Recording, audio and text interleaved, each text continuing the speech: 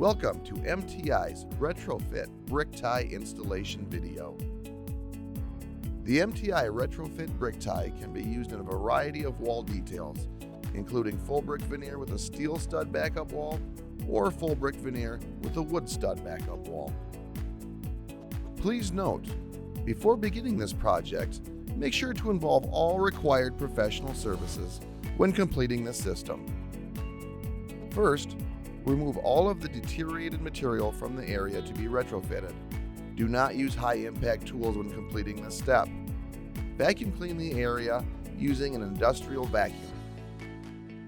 Next, replace all of the structural components as needed. Do not replace the exterior sheathing.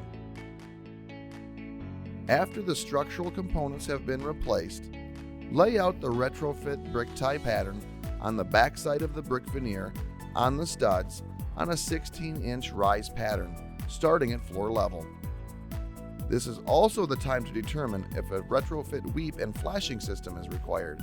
If so, see MTI's Retrofit Weep Installation Guide.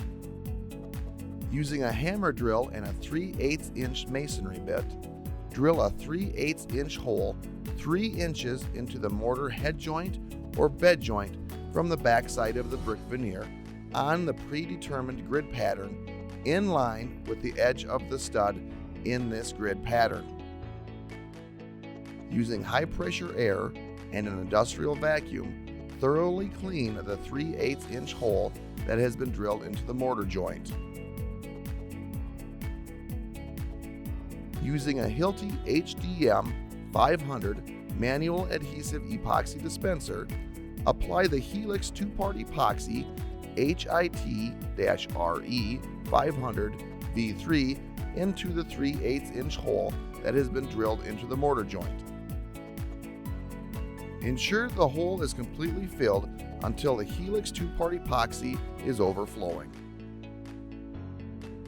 Immediately insert an MTI Retrofit brick tie and work it into the Helix 2-part epoxy while aligning it with the side surface of the appropriate stud.